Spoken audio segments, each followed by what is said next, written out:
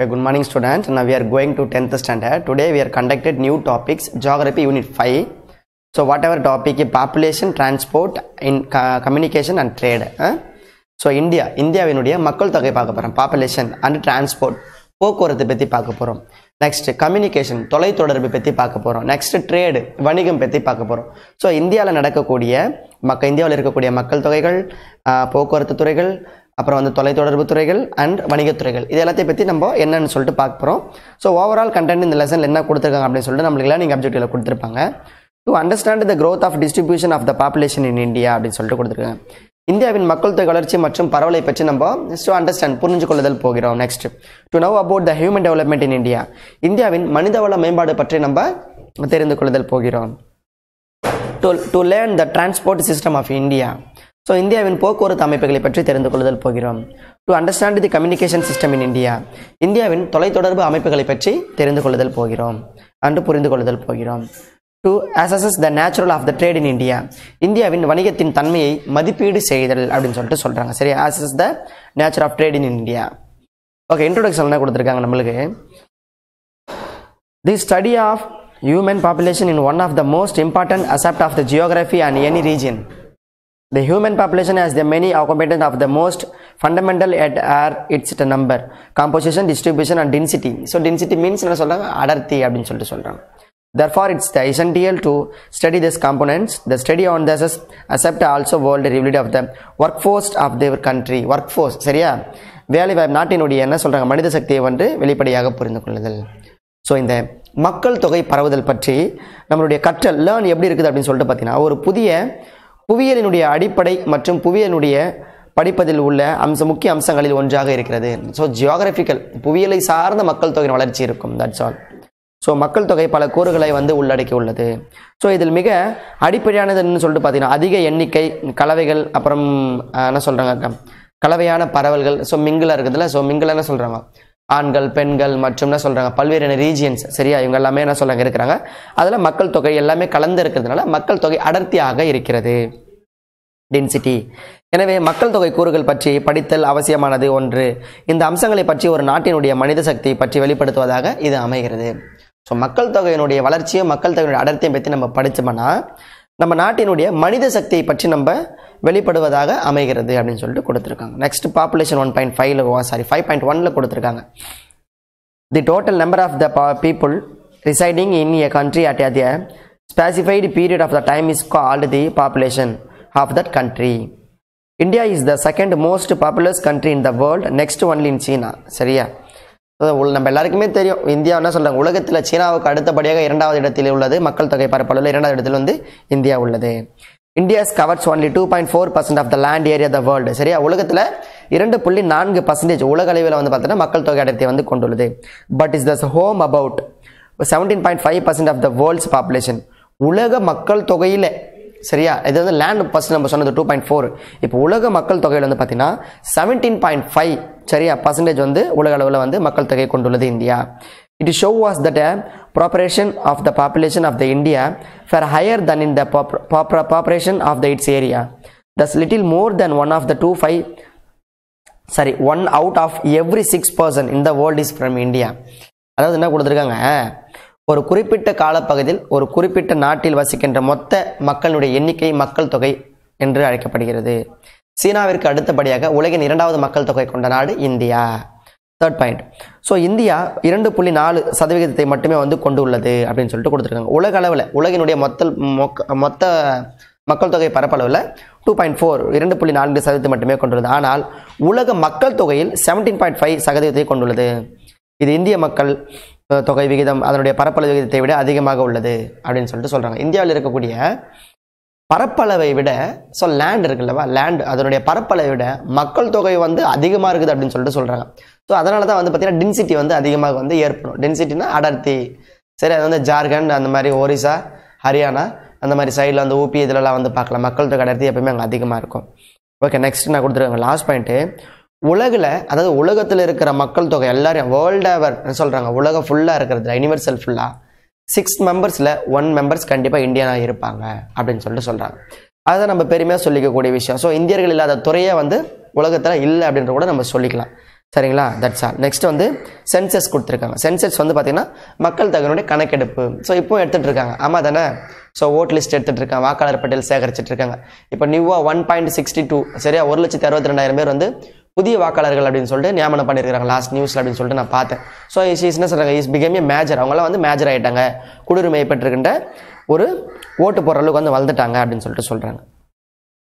Population census is the total purpose of the collecting, compelling, analyzing and otherwise disseminating of demographics. So economic and the social data predicating of the specific time of all our person our country overall well defined part of a country. It happen interval of 10 years. The data collected of the census are used of administration, planning, policy making as well as a management of the evaluation of the various program by the government. So மக்கள் தொகை கணக்கெடுப்பு என்பது வந்து பார்த்தீங்கன்னா ஒரு நாட்டின் வரையறுக்கப்பட்ட பகுதி அல்லது முழு பகுதி ஒரு குறிப்பிட்ட காலத்தில் உள்ள மக்களின் பொருளாதார மற்றும் சமூக புள்ளி விவரங்களை சேகரிப்பது. நம்மளுடைய எக்கனாமிக்கல் மற்றும் மக்களுடைய அவங்களுடைய எவ்வளோ இருக்கிறாங்க, எவ்வளோ பேர் அந்த லேண்டில். இப்போ வந்து ஒரு கிளாஸ் ரூம் இருக்குது, அந்த கிளாஸ் ரூமில் 40 பேர் தான் பர்சன்டேஜ்னா அதில் வந்து 70 பேர் போட முடியுமா? போட முடியாது. ஸோ அப்படி தான் வந்து பார்த்தீங்கன்னா நம்மளுடைய சென்செக்ஸ் எடுக்கிறாங்க. இந்த கணக்கெடுப்பில் வந்து பார்த்தீங்கன்னா 10 வருடங்களுக்கு ஒரு முறை வந்து நடத்தப்படுகிறது. மக்கள் தொகை வந்து பார்த்தீங்கன்னா கணக்கெடுப்பின் மூலம் சேகரிக்கப்பட்ட நம்மளுடைய தரவுகள் மற்றும் நிர்வாகம், அட்மினிஸ்ட்ரேஷன் மற்றும் திட்டமிடல், பிளானிங் மற்றும் கொள்கைகள் போன்றவை உருவாக்குதலாக இருக்கிறது. இது அரசாங்கத்துடைய பல்வேறு திட்ட மேலாண்மைகள் மற்றும் மதிப்பீடு செய்வதற்கு ஒரு முக்கிய பங்காற்றாக இருக்கிறது. அதன் மூலிமா இவ்வளோ பேர் இருக்கிறாங்க, இவ்வளோ பேருக்கு நம்ம இந்த மாதிரி பிளான் பண்ணோம், இவ்வளோ பேருக்கு இந்த மாதிரி வந்து நம்ம டிஸ்ட்ரிபியூட் பண்ணோம், இவ்வளோ பேருக்கு வந்து நம்ம இந்த மாதிரி வந்து பார்த்தீங்கன்னா நம்ம எலெக்ஷன் வைக்கணும் அப்படின்றது என்ன சொல்கிறாங்க, is become a before planning. So அதுக்கு வந்து பார்த்தீங்கன்னா ஒரு முக்கியமான ஒரு ஆதாரமாக வந்து பார்த்தீங்கன்னா இந்த சென்சஸ் இருக்குது. That's all. Next to you நவ்ல என்ன கொடுத்துருக்காங்க பாருங்க. டூ யூ நவ்ல இருக்கிற ஃபர்ஸ்ட் பாயிண்ட்டை நீங்கள் அண்டர்லைன் பண்ணிக்கணும். அது டிஎன்பிசி கொஸ்டின் கண்டிப்பாக கேட்பாங்க. In India the first census was carried out in the year 1872 but the first complete of the Sennerhorns and census of conduct of the 1881 at the 2011 census percentage of 15 census of the in India. So இந்தியாவில் உள்ள மக்கள் தொகை கணக்கெடுப்பு 1872 ஆண்டு மேற்கொள்ளப்பட்டது. First முழுமையான முதல் மக்கள் தொகை கணக்கெடுப்பு வந்து பார்த்தீங்கன்னா 1881 ஆண்டு கணக்கில் மேற்கொள்ளப்பட்டது. நாட்டின் 15வது மக்கள் தொகை கணக்கெடுப்பு 2011 வந்து முதலாக எடுக்கப்பட்டது அப்படின்னு சொல்லிட்டு கொடுத்துருக்காங்க. ஃபர்ஸ்ட் 1872 தான் வந்து என்ன பண்ணுறாங்க, இந்தியாவின் மக்கள் தொகை கணக்கெடுப்பு வந்து மேற்கொள்ளப்பட்டது. நம்ம வந்து எடுக்கலாம். ஸோ அதுக்கான ஃபர்ஸ்ட் பிகினிங் அதுதான்.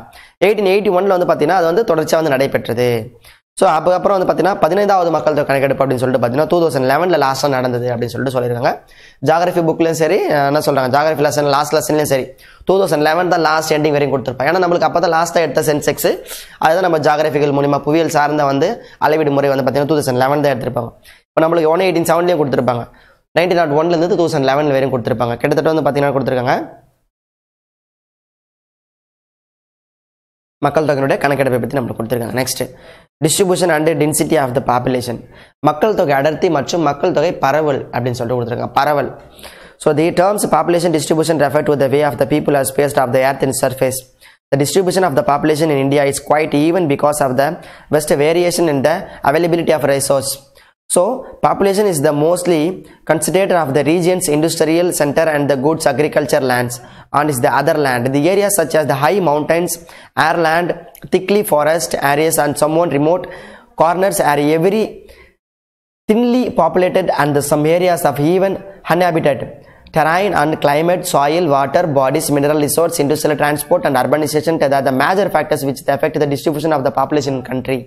என்ன கொடுத்திருக்காங்க, மக்கள் தொகையினுடைய பரவல் என்பது புவியினுடைய மேற்பரப்பில் மக்கள் எவ்விடத்தில் வந்து உள்ளார்கள் என்பதை குறிக்கிறது. எந்தெந்த இடத்துல மக்கள் இருக்கிறாங்க, பரவல் எங்கெங்க இருப்பாங்க, what ever you living that the comfortable அப்படின்னு சொல்லிட்டு சொன்னோம்னா அவங்க வாழ்வதற்கு எங்கெல்லாம் அவங்களுக்கு வந்து போதுமான வசதிகள், நிலையான வசதிகள், ஸ்கூல் இருக்குது, விவசாயம் பண்ணுறதுக்கு மண் இருக்குது, தண்ணி இருக்குது, கனிம வளங்கள் இருக்குது அப்படின்னா அங்கே தான் ஜனங்கள் என்ன பண்ணுவாங்க, தேடி போவாங்க, அங்கே தானே போவாங்க. அப்படி தான் மக்கள் தொகையினுடைய பரவல் வந்து அதிகமாக இருக்குது அப்படின்னு சொல்லிட்டு சொல்லியிருக்காங்க. நெக்ஸ்ட் என்ன சொல்லியிருக்காங்க, அடுத்த பாயிண்ட் வந்து பாருங்க. ஸோ பல்வேறான செழிப்பான வேளாண்மை பிரதேசங்கள் மக்கள் தொகை என்ன சொல்றாங்க அதிகமாக காணப்படும். அதான் சொல்லிட்டு உங்களுக்கு சரியா, வேளாண்மை முக்கியத்துவமாக கொண்டு தான் மக்கள் என்ன பண்ணுவாங்க, அவங்க அந்த மாதிரி இடத்தை தேடி போவாங்க. ஸோ அதே சமயம் வந்து பார்த்தீங்கன்னா இந்த மலை பிரதேசங்கள் வந்து பார்த்தீங்கன்னா வறண்ட நிலப்பகுதிகள், வனப்பகுதிகள், தொலைதூர பகுதிகள் போன்றவை மக்கள் தொகை வந்து குறைவாக உள்ளது. அந்த இடத்துல மக்கள் வாழறதுக்கு விரும்ப மாட்டாங்க. ஏன்னா அவங்களுடைய தேவைகளே வந்து அங்கே நிவர்த்தி அடையாத போது எப்படி அவங்க வாழ்வாங்க. So how can do this. So மக்களால் வந்து காணப்படுகிறது. அதில் நிலப்பரப்பு மேலும் காலநிலை, மண், நீர்பரப்பு, கனிமவளங்கள், தொழிலகங்கள், போக்குவரத்து மற்றும் நகரமயமாக்கல் நாட்டினுடைய மக்கள் தொகை பரவலை பாதிக்கும் முக்கிய காரணியாக இருக்கிறது அப்படின்னு சொல்லிட்டு சொல்றாங்க. ஸோ நம்ம நாட்டில் இருக்கக்கூடிய மக்கள் தொகையை பாதிக்கும் முக்கிய காரணிகளாக வந்து பார்த்தீங்கன்னா இந்த தொழிலகங்கள், அர்பனைசேஷன் வந்து இருக்குது, அப்புறம் நகரமயமாகுதல் இருக்குது, போக்குவரத்து இருக்குது, நீர்பரப்புகள், கனிமவளங்கள், இது எல்லாமே வந்து பார்த்தீங்கன்னா நம்மளை பாதிக்கும் காரணிகளாக வந்து இருக்குது அப்படின்னு சொல்லிட்டு சொல்றாங்க. Next, Uttar Pradesh is the most populated state in the country with a population of 199.5 million, followed by Maharashtra 112.3 million, Bihar 103.8 million, West Bengal 91.3 million, and the combined Andhra Pradesh and Telangana 84.6 million. So the 5-state account of the about half of country population. Sikkim is the latest populated state in India, 0.61 million. Delhi with 16.70 million population tops among with the union territories. So union பிரதேசங்கள் என்று அழைக்கப்படுகின்றன சொல்கிறாங்க. பிரதேசங்களில் 16.17 million வந்து பார்த்தீங்கன்னா டெல்லி முதலிடத்தில் வகிக்கிறது அப்படின்னு சொல்லி லாஸ்ட் பாயிண்ட் கொடுத்துருக்காங்க. ஸோ 199.5 மில்லியன் மக்கள் தொகையை கொண்ட உத்தரப்பிரதேச மாநிலம் இந்தியாவின் அதிக மக்கள் தொகை மாநிலமாக இருக்கிறது. இது ஊபி, சரியா? யூபி அப்படின்னு சொல்லிட்டு சொல்லுவாங்க இங்கிலீஷில், யூபி உத்தரப்பிரதேஷ். ஸோ அங்கே தான் மக்கள் தொகை அடர்த்தி வந்து அதிகமாக இருக்கும். ஆமாம் தானே? ஆமாம். ஸோ இந்தியாவின் இதுக்கே ஆன்சர் கிடச்சிருச்சு. இந்தியாவின் அதிக மக்கள் தொகை மாநிலமாக இது இருக்கிறது. இதனைத் தொடர்ந்து மகாராஷ்டிரா, பீகார், மேற்கு வங்காளம் மற்றும் ஒருங்கிணைந்த ஆந்திர பிரதேசம், தமிழ்நாட்டின் பல மாநிலங்கள் வந்து பார்த்தீங்கன்னா அதிகமாக வந்து மக்கள் தொகை வந்து காணப்படுகிறது அப்படின்னு சொல்லிட்டு கொடுத்துருக்காங்க. அதில் மகாராஷ்டிரா வந்து 112 கொடுத்துருக்காங்க, பீகார் வந்து 103.8 கொடுத்துருக்காங்க, ஸோ வெஸ்ட் பெங்கால் 91.3 கொடுத்துருக்காங்க. அதர் ஸ்டேட் வந்து பார்த்தீங்கன்னா கம்பைன் பண்ணும்போது ஆந்திராவும் தமிழ்நாடும் வந்து பார்த்தீங்கன்னா 84.6 மில்லியன் அப்படின்னு சொல்லிட்டு கொடுத்துருக்காங்க. ஸோ இதெல்லாம் வந்து பார்த்தீங்கன்னா கம்பேர் பண்ணுறது மக்கள் தொகையில் வந்து யூனியன் பிரதேசங்கள் என்று அழைக்கப்படுகின்ற புதுடெல்லி 16.75 மில்லியன் மக்கள் தொகை உள்ள யூனியன் பிரதேசங்களில் முதலிடத்தில் வகிக்கிறது. The uneven distribution of population in the country is the result of the several factors which the physical, social, economical and historical ones. The physical factors include the reflection of climate, water, natural vegetation, minerals and energy resource. Social economical factors consist of the regions, cultural, political issues, economical, human settlement, transport network, industrialization, urbanization and employment opportunity, etc. etc. போயிட்டே இருக்கும். So நாட்டினுடைய மக்கள் தொகை பரவல் வந்து பார்த்தீங்கன்னா சீரற்று காணப்படுவதற்கு ஒரு முக்கியமான பார்த்தீங்கன்னா பௌதிகமான சமயத்தில் நம்ம பார்த்தோம்னா சமூக பொருளாதாரம் மற்றும் வரலாற்று காரணிகள் முக்கிய பங்கு வகிக்கிறது. அதனுடைய சமூக பொருளாதாரம் வந்து சரியில்லை. அதனால மக்கள் என்ன பண்றாங்க, சரியான வந்து ஒரு நடைமுறையான சமுதாயத்தில் ஒரு வாழ்க்கையை வாழல, நிலையான ஒரு வாழ்க்கையை வாழல அப்படின்னு சொல்லிட்டு சொல்றாங்க. ஸோ இதில் பௌதிக காரணிகளை நம்ம பார்த்தோம்னா நம்ம சொல்ற நிலத்தோற்றங்கள், காலநிலைகள், நீர்நிலைகள், இயற்கை தாவரங்கள், நேச்சுரல் வெஜிடேஷன், அப்புறம் வந்து ரிசோர்ஸ் கொடுத்துருக்காங்க, கனிம வளங்கள், ஆற்றல் வளங்களை வந்து உள்ளடக்கியதாக இருக்கிறது. ஸோ இதில் மதம், கலாச்சாரம், அரசியல் பிரச்சனைகள், பொருளாதாரம், மனித குடியிருப்புகள், போக்குவரத்து வலைப்பின்னல்கள், தொழில் மயமாக்குதல், நகரமயமாக்குதல், வேலைவாய்ப்புகள் போன்றவை முக்கிய சமூக பொருளாதார காரணிகளாக இருக்கின்றது அப்படின்னு சொல்லிட்டு கொடுத்துருக்காங்க. இது நாட்டினுடைய மக்கள் தொகை பரவல் சீரற்று காணப்படுவதற்கு. வேலை இல்லை, அங்கங்கே தெரியுறான். இப்போ லாஸ்ட்டாக நம்ம கொரோனா டைமில் கூட பார்த்தோம். என்ன பண்ணாங்க, நம்மள WHO, வேர்ல்டு ஹெல்த் ஆர்கனைசேஷன் என்ன சொன்னாங்க நம்மளுக்கு, ஸோ இளைஞர்கள் மூலியமாகவே வந்து கொரோனா வந்து அதிகமாக பரவுது அப்படின்னு சொல்லிட்டு ஒரு 3 years பேக் வந்து சொல்லியிருந்தாங்க. கண்டிப்பாக சொன்னாங்க, அது நியூஸில் பார்த்தா உங்களுக்கு தெரிஞ்சிருக்கும், சரிங்களா? ஸோ காரணம் என்ன அப்படின்னு சொல்லிட்டு பார்த்தீங்கன்னா எல்லாரும் படிக்கிறாங்க, படிப்பு வந்து என்ன சொல்கிறாங்க, எப்படியோ கஷ்டப்பட்டு படிச்சிட்டாலும் அவங்களுக்கான நிலையான வேலைகள் வந்து அதிகமாக இல்லை. ஸோ அவங்களுடைய பரவலுக்கு ஒரு முக்கிய காரணமாக இருக்குது. That's all. நெக்ஸ்ட் வந்து டென்சிட்டி ஆஃப் பாப்புலேஷன், மக்கள் தொகை டென்சிட்டி, அடர்த்தி அப்படின்னு சொல்லிட்டு சொல்கிறாங்க. So pressure, compress, okay. It is the export of the numeric person per of the square kilometer. சரியா? A person per square kilometer according to 2011 average density of population in India 382 person per square kilometer. பாத்தீங்களா, ஒரு square கிலோமீட்டருக்கு 382 தான் இருக்கணும். India is one of the most thickly populated 10 countries of the world. The most density of populated state in India, Bihar, and the state with the last list population density of Arunachal Pradesh among with the union territories. Delhi is the densely populated one of the with 11,297 per square kilometer. Will Andaman and Nicobar Island have a lowest density of the population. சரியா? எங்க தீவுகள்ல. So சராசரியாக ஒரு சதுர kilometre பரப்பளவில் வசிக்கும் மக்களுடைய எண்ணிக்கை என்ன கொடுக்குது, 382 வந்து இருக்கின்றது. ஸோ இந்தியாவில் வந்து பார்த்தீங்கன்னா சராசரி மக்கள் தொகை ஒரு சதுர கிலோமீட்டருக்கு 382 இருக்கிறது. அது 2011 சென்செக்ஸின் படி வந்து கணக்கெடுக்கப்பட்டு உள்ளது. உலகின் மக்கள் தொகை மிகுந்த 10 நாடுகளில் இந்தியாவும் ஒன்றாக இருக்கிறது. அதில் இந்தியா மிக அதிக மக்கள் தொகை கொண்ட மாநிலமாக பீகார் வந்து இருக்கிறது. குறைந்த மக்கள் தொகை அடர்த்தி கொண்ட மாநிலமாக வந்து பார்த்தீங்கன்னா அருணாச்சல பிரதேஷ் வந்து இருக்கிறது. இந்த யூனியன் பிரதேசங்கள் வந்து பார்த்தீங்கன்னா நியூ டெல்லி தான் ஃபர்ஸ்ட் இருக்குது. புது டெல்லி வந்து பார்த்தீங்கன்னா அதிக மக்கள் தொகை கொண்டதாகவும், அந்தமான் நிக்கோபார் மற்றும் குறைந்த தீவுகள் மக்கள் தொகை கொண்டதாகவும் இருக்குது. அந்தமான் நிக்கோபார் ஐஸ்லாண்ட் வந்து பார்த்தீங்கன்னா குறைந்த அளவான மக்கள் தொகை வந்து இருக்கிறாங்க அப்படின்னு சொல்லிட்டு சொல்லியிருக்காங்க. Next population growth and changes கொடுத்துருக்காங்க. Population growth and changes. So மக்கள் தொகை வளர்ச்சி மற்றும் மாற்றம். சரியா, பாப்புலேஷன் சேஞ்சஸ் மக்கள் தொகையினுடைய மாற்றம். refer to the increase to decrease of the population and of an area from the period of the another period. Population growth in the influenced by the birth rate, death rate and the migration. These are three making of the changes in population. So birth rate refer to the number of the live birth of thousands people of every year, and of the death rate refer to the number of death per 1000 people in a year. The rapid decline in the death rate is the major causes of the rapid growth of the population in India. So மக்கள் தொகை மாற்றம் என்பது ஒரு குறிப்பிட்ட காலப்பகுதியில் மற்றொரு காலப்பகுதிக்கு இடைப்பட்ட காலத்தில் மக்கள் தொகை அதிகரிப்பதை அல்லது குறைவதோ குறிப்பிடுவதாக இருக்கிறது. பிறப்பு விகிதம், இறப்பு விகிதம் மற்றும் இடம்பெயர்வு ஆகியவை மக்கள் தொகை வளர்ச்சியை தீர்மானிக்கிறது. Birth rate, death rate and migration, இடம்பெயர்தல் வந்து மக்கள் தொகையினுடைய கணக்கெடுப்பை தீர்மானிக்கிறது. ஸோ பிறப்பு விகிதம் என்பது ஒரு வருடத்தில் 1000 மக்கள் தொகையில் உயிருடன் பிறந்த குழந்தைகளின் எண்ணிக்கையாக இருக்கிறது. இறப்பு விகிதம் எனப்படுவதுன்னு பார்த்தீங்கன்னா ஒரு ஆண்டில் 1000 மக்கள் தொகையினுடைய இறந்தவர்கள் எண்ணிக்கை குறிப்பிடப்படுகிறது. டெத் ரேட்டு 10 பிறக்கிறாங்க, இறக்குறாங்க. ஸோ இதை பேஸ் பண்ணி தான் வந்து இறந்தவர்கள் எண்ணிக்கையை வந்து நம்ம குறிப்பிட முடியும் அப்படின்னு சொல்லிட்டு சொல்லியிருக்காங்க. அதில் நம்மளுக்கு வந்து பார்த்தீங்கன்னா அந்த கீழே அந்த இதில் கொடுத்துருப்பாங்க. அதாவது 1901 2011 வரை வந்து பார்த்தீங்கன்னா கிட்டத்தட்ட 10 ஆண்டுகள் மக்கள் தொகை வளர்ச்சி வந்து நம்மளுக்கு அதிகமாக கொடுத்துருப்பாங்க. அதில் ரேடார் முறையில் கொடுத்துருப்பாங்க. எவ்வளோ அழகாக கொடுத்துருக்காங்க பாரு. growth rate of population இந்தியாவில் 1901 2011 வரையும் கொடுத்துருக்காங்க. ஸோ கொஞ்சம் கொஞ்சமாக போகும்போது பார்த்தீங்கன்னா நீங்கள் அதை பார்த்தீங்கன்னா இன்க்ரீஸ் ஆகிட்டே போயிட்டுருக்கோம். ஸோ அதாவது வந்து பார்த்தீங்கன்னா 10 ஆண்டுக்கு ஒரு முறை வந்து பார்த்தீங்கன்னா இன்க்ரீஸ் ஆகிட்டே போயிருக்கும். திடீர்னு டவுன் ஆகும், திடீர்னு இன்க்ரீஸ் ஆகும். ஸோ 2011 செக்ஷன் படி வந்து பார்த்தீங்கன்னா அதிகமான மக்கள் தொகை கொண்ட நாடாக வந்து இருக்கிறது உலக அளவில் இந்தியா அப்படின்னு சொல்லிட்டு கொடுத்துருக்காங்க. நெக்ஸ்ட் நம்ம பார்க்க போகிறது வந்து பார்த்தீங்கன்னா 5.2ல வந்து மைக்ரேஷன் பற்றி அப்படி சொல்லிட்டு பார்க்க போகிறோம். நம்ம மைக்ரேஷன் சொல்லிட்டு பார்க்குறோம். It is the most movement of the people across the region, territories, can internal within a country of international between of the countries. Internal regions does not the change of the size population of the country, but the influence of the distribution population in the nations. It's play important role of changing of the composition, distribution and population. India has the mass irrigation migration of the rural urban employment and underemployment, rural causes factors of the employment opportunity, higher wages of the urban areas cost of industrial development, and then of the pull factors and migration of the third country. புல்னா வந்து பார்த்தீங்கன்னா இழுத்தன்மை. சரியா, push அழுத்தம் தரப்பட்டு தள்ளுறது. So migration, what are the definition of migration? Migration means of என்ன சொல்கிறாங்க, அதனுடைய முக்கியமான கொள்கைகள் அப்படி என்னன்னு சொல்லிட்டு பார்த்தீங்கன்னா ஃபர்ஸ்ட் ஒன்று ஜாப், நெக்ஸ்ட் ஒன்று வந்து பார்த்தீங்கன்னா எஜுகேஷ்னல், நெக்ஸ்ட் ஒன்று வந்து பார்த்தீங்கன்னா அவங்களுடைய மேரேஜ். இது எல்லாமே வந்து பார்த்தீங்கன்னா இடம்பெயர்தலுக்கான முக்கிய காரணங்களாக வந்து இருக்குது. வேலை வாய்ப்பு மூலமா ஒரு இடத்துலேருந்து ஒரு இடத்துக்கு போகிறோம், வேறு கண்ட்ரிக்கு போகிறோம், நிரந்தரமான வேலை வாய்ப்பு, வேறு இடத்துல ஸ்கூல் இருக்குது, விவசாயம் பண்ணுறதுக்கு இடம் இருக்குது, நல்ல படிப்பு இருக்குது, நல்ல படிப்பு தராங்க, நல்ல சம்பளம் தராங்க, நல்ல வேலை வாய்ப்பு இருக்குது. அதனால என்ன பண்ணுவாங்க, அவங்கள புல் பண்ணும், அவங்கள வந்து இழுக்காரணிகள், ஊந்து சக்திகள் அப்படின்னு சொல்லிட்டு சொல்லுவாங்க. ஓகேவா? ஸோ அதை தான் கொடுத்துருக்காங்க இதுலேயும். ஸோ இடப்பெயர் என்பது ஒரு பகுதியிலிருந்து மற்றொரு பகுதிக்கு மக்கள் இடம்பெயர்வதாக இருக்கிறது. ஒரு நாட்டின் எல்லைக்குள் மற்றும் சர்வதேச இடப்பெயர்கள் இருக்கிறது. அதாவது லோக்கல், இன்டர்நேஷ்னல் என்ன சொல்கிறாங்க, நேஷ்னல் மற்றும் இன்டர்நேஷ்னல் லெவலில். சரியா, நேஷ்னல் லெவலில் தேசிய அளவில் நம்ம இங்கேருந்து இப்போ நம்ம தமிழ்நாட்டிலேருந்து ஆந்திரா போகிறோம், கர்நாடகா போகிறோம், கேரளா போகிறோம், ஊபி போகிறோம், மாப்பி போகிறோம் அப்படின்னு சொல்லிட்டு நம்ம போனோம்னா அதெல்லாம் வந்து பார்த்தா உள்நாட்டு இடம்பெயர்வு. இங்கேருந்து ஆஸ்திரேலியா போகிறோம், ஜெர்மன் போகிறோம், ரஷ்யா போகிறோம் அப்படின்னு பார்த்தீங்கன்னா இன்டர்நேஷனல் இடம்பெயர்வு. That's all. சரியா, ஸோ இதில் வந்து பார்த்தீங்கன்னா கிராமப்புறங்களில் வேலைவாய்ப்பின்மை மற்றும் அதிகரிப்பு இல்லாமல் பொழுது வந்து பார்த்தீங்கன்னா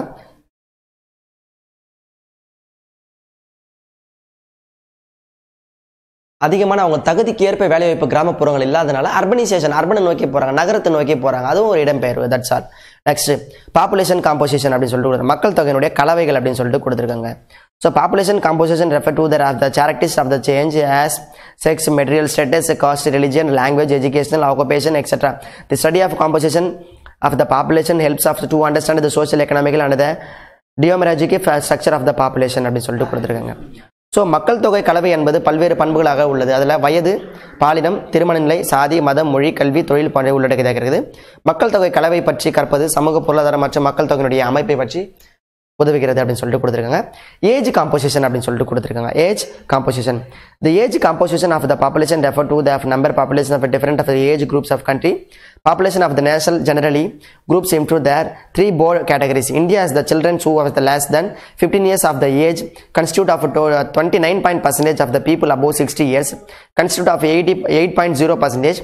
So the dependent of the population in India is 37.5% of the independent population. 16 up to 59 years in 62.5%. It is the show that our country has a numerous manpower. So வயது கலவை என்பது ஒரு நாட்டினுடைய மக்கள் தொகையுள்ள பல்வேறு வயது பிரிவினர் எண்ணிக்கையில் குறிக்கிறது. நாட்டினுடைய மக்கள் தொகை வயதின் அடிப்படையில் பிரிக்கப்பட்டுள்ளது. 3 பிரிவுகளாக பிரிக்கப்படும். இந்தியாவில் பார்த்தீங்கன்னா 15 வயதிற்கு குறைவானவர்கள் பார்த்தீங்கன்னா 29.5%, 60 வயதிற்கு மேற்பட்டவர்கள் பார்த்தீங்கன்னா 8%. மேலும் அதை சார்ந்துள்ள மக்கள் தொகையில் மொத்தம் பார்த்தீங்கன்னா 37.5% உள்ளது. மீதமுள்ள 62.5% பார்த்தீங்கன்னா உழைக்கும் மக்கள் தொகையினுடைய பகுதியாக உள்ளது அப்படி சொல்லிட்டு கொடுத்துருக்காங்க. ஓகே சில்ட்ரன்ஸ், இதனுடைய தொடர்ச்சி நம்ம நெக்ஸ்ட் கிளாஸில் பார்க்கலாம். தேங்க்யூ.